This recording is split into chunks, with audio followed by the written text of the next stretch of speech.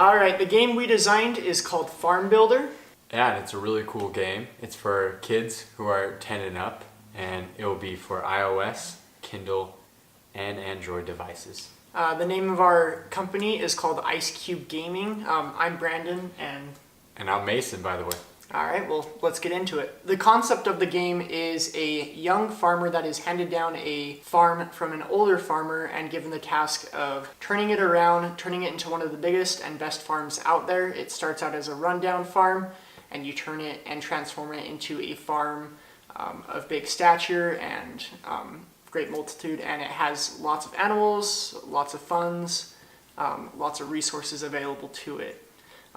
Throughout the game, you're going to control the main character, or the young farmer, control his decisions that he makes, and also do mathematical challenges that can either improve or diminish the farm and the resources that it has available to it. And our game is a mobile role-playing and simulation game that's similar to Sims or to Pocket City, games like that. And it's for ages 10 and up, as we mentioned earlier, and the reason we chose to do that is because children these days, they're getting more on technology and learning things through games. And we wanted to make a game that was fun, that kids could learn and grow and develop. And that's what our game, Farm Builder, is designed to do, to help children to grow and learn while having fun.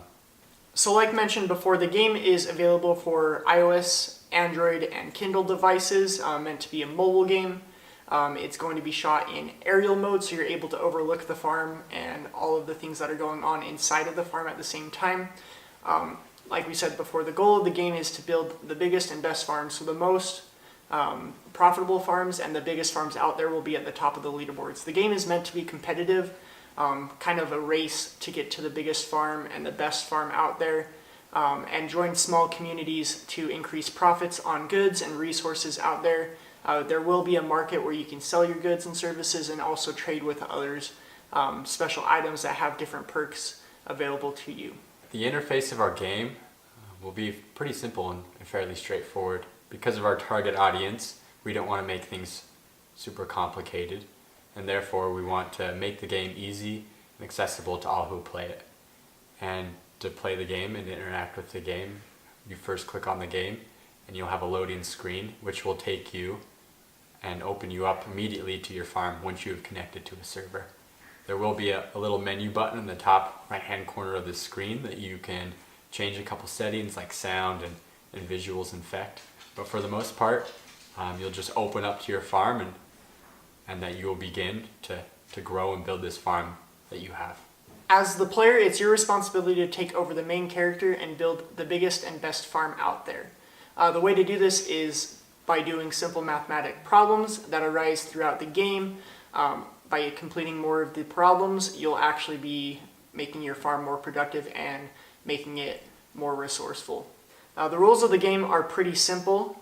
The player will be able to spend money and make money as well, interacting with the market. There's a limit on how much a player can make at a certain time, or how much a player can spend at a certain time. The market will have a cooldown as well. The player will also be able to interact with other farms as well. They won't be able to change or do anything else to those farms. They'll just be able to kind of look around their farm or the others' farms, as well as seeing what type of production maybe a more productive farm has, or even a less productive farm has as well. And our game will have options that we can change to optimize gameplay throughout the game. That the player will be able to change things such as the brightness of the screen, to the volume, to how fast the game is being played, to what the character runs, to what the animals will do, and the actions that will take place. And these options will be able to be accessed through this menu button that we mentioned earlier. It'll be on the top right hand corner of the screen. And to clarify, this menu button will have a little gear to make it very simple, to show that this button represents the menu. And other than that, most of the other screen will be the farm.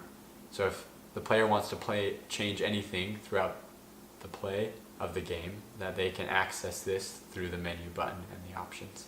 As we mentioned before, the player will also be able to get experience levels and go through different varying levels. We're going to cap it off at 100 levels, and as the game progresses, the math problems that arise and different problems that arise in your farm will get progressively harder and harder, and the more problems that you solve, the more experience that you'll be able to get off of these problems as well. And we want to make this game fun for everyone that plays it. But we also wanted to put some secret hidden things in there, like cheat codes or Easter eggs. Players can access this by doing the requirements to access this game. We want to put a little mini game in there to kind of go along with the phrase, "If pigs can fly," where they will be able to play a game that allows them to fly pigs, so to say, and to have a little fun. And they can access this by doing the requirements. So as mentioned before, the story of the game, fairly simple. You're a young farmer, you obtain a farm from an older farmer, and he's given you the task to completely turn the farm around, make it the biggest and best farm out there.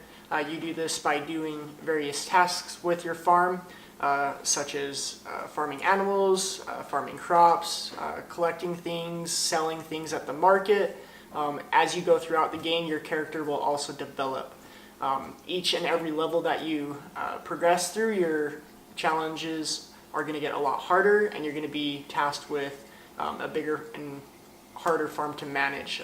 More math problems are going to come your way, as well as other people are going to start visiting your farm. The merchant's going to start asking you more questions, wanting to buy more things from you, and you're going to have to be able to supply that to them as well.